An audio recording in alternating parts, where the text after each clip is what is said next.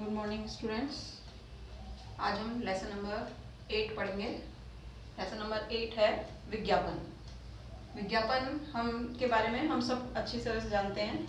आज अगर हम किन्हीं भी चीज़ों के बारे में जानकारी प्राप्त करने की कोशिश करें तो विज्ञापन के माध्यम से हम आसानी से प्राप्त कर सकते हैं। तो सबसे पहले हम देखेंगे कि विज्ञापन का अर्थ क्या है, यानी किसे कहते हैं विज्ञापन। विज्ञापन लोगों को क्रय करने के लिए प्रेरित करने हेतु के उद्देश्य से विचारों, वस्तुओं अथवा सेवाओं का अवैयक्तिक प्रस्तुतिकरण है जिसके लिए भुगतान किया जाता है। कोई भी कंपनी अपने किसी भी चीज का विज्ञापन करना चाहती है तो विज्ञापन के लिए वो क्या करती है, लोगों को क्रय करने के लिए प्रेरित करती है कि विज्ञापन देख करके ज्यादा से ज्यादा लोग जो हैं उस चीज को परचेज करें। इस विचार से क्या वस्तुओं और सेवाओं का जो है अवैयक्तिक प्रस्तुतिकरण है। अवैयक्तिक का मतलब इसमें पर्टिकुलर कोई व्यक्ति आकर के आपको नहीं समझा रहा है कि कंपनी की चीज या प्रोडक्ट कैसा है।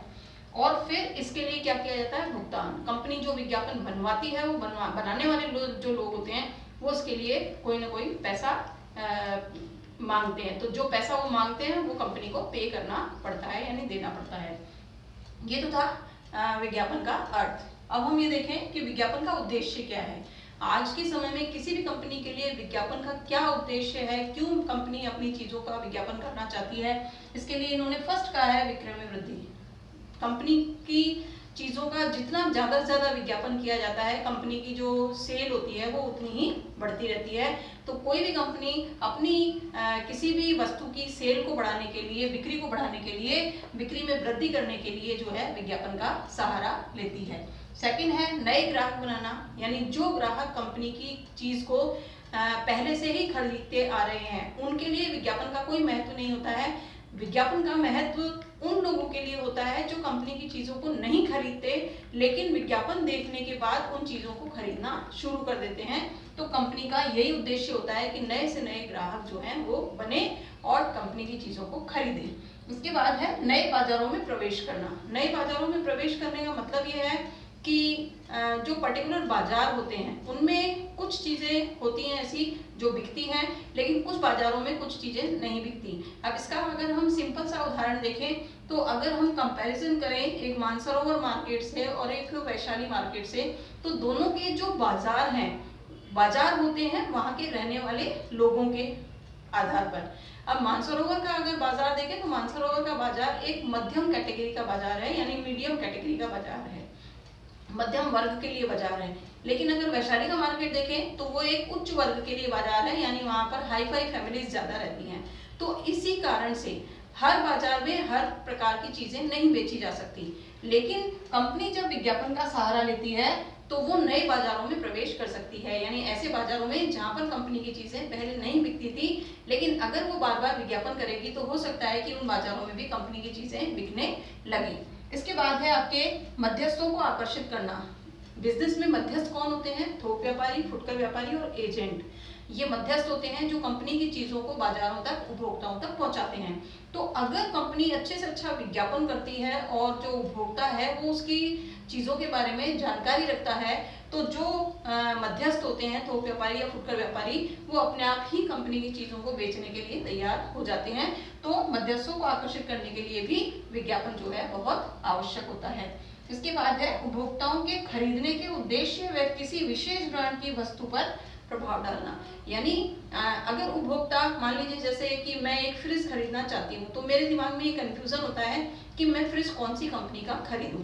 तो यहाँ यही कह रहा है उपभोक्ताओं को खरीदने के उद्देश्य से कि अगर उपभोक्ता कोई चीज खरीदना चाहता है तो उस खरीदने के लिए उसको विशेष ब्रांड के बारे में, यानी जो कंपनी जिस ब्रांड की चीज को बना रही है उस ब्रांड के बारे में पहचानना, जानने की जो है वो अवसर प्रदान करती है, जिससे कि जो उपभोक्ता है वो उस कंपनी के ब्रांड को खरीदने के लिए प्रेरित हो जाए। इसके बाद है अपने उत्पाद या ब्रांड के प्रति उपभोक्ता की जागरूकता और जिज्ञासा को बढ़ाना। अब जब किसी व्यक्ति के द्वारा कोई चीज खरीदनी होती है और कंपनी उस चीज को बना रही है तो विज्ञापन के माध्यम से बार बार वो उपभोक्ताओं को क्या करती है, जागरूक करती रहती है, अपनी चीजों के बारे में जानकारियां प्रदान करती रहती है। इससे क्या होता है कि जो उपभोक्ता होता है वो उस ब्रांड के प्रति जो है पूरी तरह से जागरूक हो जाता है और समझने लगता है उस प्रोडक्ट को। इसके बाद है बार बार उपभोग की आदत डालना।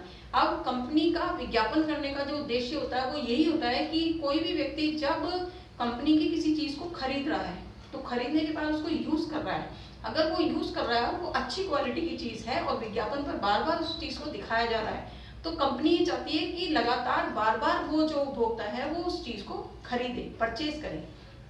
इसके बाद है अपनी वस्तु की ओर आकर्षित करना। अब जैसे हमने देखा है कि साबुन का ही अगर हम उदाहरण देखें तो साबुन के अनेक कंपनियों के विज्ञापन जो है वो समाचार में और टीवी पर आते रहते हैं। अब कोई उपभोक्ता अगर किसी दूसरे ब्रांड का साबुन जो है यूज कर रहा है और उसके अलावा दूसरे ब्रांड का साबुन जो है उसका विज्ञापन लगातार उसकी बड़ाई और उसकी अच्छाई जो है वो लगातार उसके सामने विज्ञापन के माध्यम से आ रही है, तो ऐसी स्थिति में क्या होता है कि जो कंपनी होती है वो उस ग्राहक को उस ब्रांड से हटा करके अपने ब्रांड की ओर आकर्षित करने की कोशिश करती है और ये विज्ञापन का उद्देश्य होता है। ये तो थे विज्ञापन के उद्देश्य। अब हम पढ़ेंगे कि विज्ञापन के माध्यम कौन कौन से हैं, यानी जो उपभोक्ताओं तक विज्ञापन पहुंचता है वो कौन कौन से माध्यमों के द्वारा पहुंचता है। तो यहाँ दो प्रकार के माध्यम है, एक तो है बाह्य विज्ञापन और एक है आंतरिक विज्ञापन। बाह्य विज्ञापन का मतलब जो बाहर के विज्ञापन है, संस्था के बाहर जो विज्ञापन है वो कौन कौन से हैं। तो सबसे पहले है दीवार लेखन। हम ये देखते हैं जब भी हम किसी गली सड़क या कहीं पर भी चौराहों पर जाते हैं तो जगह जगह दीवारों पर जो है वो विज्ञापन छपे हुए होते हैं, लिखे हुए होते हैं। तो दीवार पर लिखने का भी एक जो है माध्यम है जो जिससे जो कंपनी है वो अपना एडवर्टाइजमेंट कर सकती है। इसके बाद है पोस्टर तथा होर्डिंग। हमने देखा होगा जगह जगह चौराहों पर या उन पर बड़े बड़े जो है वो पोस्टर टाइप लगे हुए होते हैं और उन पर कंपनी का एडवर्टाइजमेंट लिखा हुआ होता है, तो इस माध्यम से भी एडवर्टाइजमेंट किया जा सकता है। इसके बाद है विद्युत साइन बोर्ड। पोस्टर और होर्डिंग और विद्युत साइन बोर्ड में सिर्फ इतना सा अंतर है कि बड़े बड़े होर्डिंग्स लगा तो दिए जाते हैं लेकिन जिनमें लाइट का प्रयोग करके होर्डिंग्स लगाए जा रहे हैं वो विद्युत साइन बोर्ड होते हैं। जैसे अगर पोस्टर और होर्डिंग लगा हुआ है तो वो रात को इतना नहीं चमकता, लेकिन अगर उसमें लाइट भी लगी हुई है तो वो रात में भी पूरी तरह से जो ग्राहक है उनको आकर्षित करता है। इसके बाद है आपके परिवहन विज्ञापन। हमने देखा है बसों, कारों, ट्रकों वगैरह पे जो है विज्ञापन चिपके हुए होते हैं, तो ये भी एक ऐसा माध्यम है जिनके माध्यम से जब वो बस जो गाड़ियां हैं वो हमारे आसपास से गुजरती हैं तो हम उस चीज को पढ़ने का प्रयास करते हैं। तो ये आपके परिवहन विज्ञापन, ये सारे विज्ञापन तो थे बाह्य विज्ञापन। अब इसके बाद है आंतरिक विज्ञापन, यानी कौन से ऐसे माध्यम है जिसमें हम आंतरिक रूप से विज्ञापन देते हैं। तो इनमें सबसे पहले आता है समाचार पत्र, यानी हम ये देखते हैं हमारे सबके घर में न्यूज़पेपर आता है और उस न्यूज़पेपर में जो है विज्ञापन छपे हुए होते हैं। तो ये समाचार पत्रीय विज्ञापन जो होते हैं ये समाचार पत्र के अंदर, अब ये दो प्रकार के होते हैं, वर्गीकृत और अवर्गीकृत। वर्गीकृत का मतलब क्या है? वर्गीकृत विज्ञापन का मतलब होता है कि इसके लिए समाचार पत्र में कोई एक स्पेस या जगह फिक्स होती है जहां पर ये विज्ञापन छापे जाते हैं, तो ये विज्ञापन जो है वर्गीकृत विज्ञापन कहलाते हैं।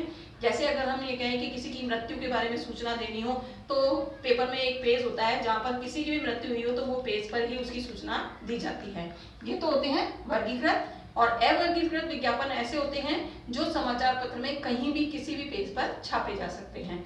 इसके बाद है आपके पत्रिका विज्ञापन। हमारे घर में बहुत सारी मैगजीन्स वगैरह आती हैं, फिल्मी मैगजीन हो सकती है, बिजनेस मैगजीन हो सकती है, तो इन मैगजीन्स में भी जो है कंपनियों के द्वारा विज्ञापन डाले जाते हैं। इसके बाद है सैंडविच पैन विज्ञापन। सैंडविच पैन विज्ञापन का मतलब होता है अगर आपने फॉरेन कंट्रीज में यानी विदेशों में अगर आपने थोड़ा सा ध्यान दिया हो कि एक व्यक्ति जिसको अजीब सी कार्टून एक जोकर की तरह से पोशाक पहना दी जाती है और उसके आगे और पीछे जो है वो होर्डिंग्स लगा दिए जाते हैं जिनके ऊपर विज्ञापन छपे हुए होते हैं और वो सड़कों और बाजारों में घूमता रहता है। तो इस प्रकार से किसी व्यक्ति को अजीबोगरीब पोशाक पहनाने के बाद उसके आगे पीछे अगर पोस्टर लगा दिए जाते हैं तो वो सड़कों और बाजारों में जब घूमता है तो आने जाने वाले लोग जो है उस विज्ञापन को पढ़ते हैं। ये विज्ञापन जो होता है वो सैंडविच मैन विज्ञापन कहलाता है। इसके बाद है डाक द्वारा विज्ञापन। ये हम सब जानते हैं कि बहुत सारे जैसे गवर्नमेंट से संबंधित विज्ञापन ऐसे होते हैं जिनमें गवर्नमेंट एक साथ डाक के माध्यम से वो विज्ञापन करती है, यानी सबके घर में जिनको भी विज्ञापन करना होता है डाक के माध्यम से पोस्ट करके भेज दिया जाता है, तो ये डाक द्वारा विज्ञापन होता है। इसके बाद है मनोरंजन विज्ञापन। अब मनोरंजन विज्ञापन क्या है? जैसे हम फिल्म देखने जा रहे हैं, टीवी देख रहे हैं, तो मनोरंजन के साथ साथ हमको बीच बीच में विज्ञापन भी देखने को मिल रहे हैं और इसके माध्यम से हमको जानकारी हो रही है कि कंपनी जो है वो अपनी किस चीज को बना रही है और किस तरीके से उसको प्रस्तुत कर रही है।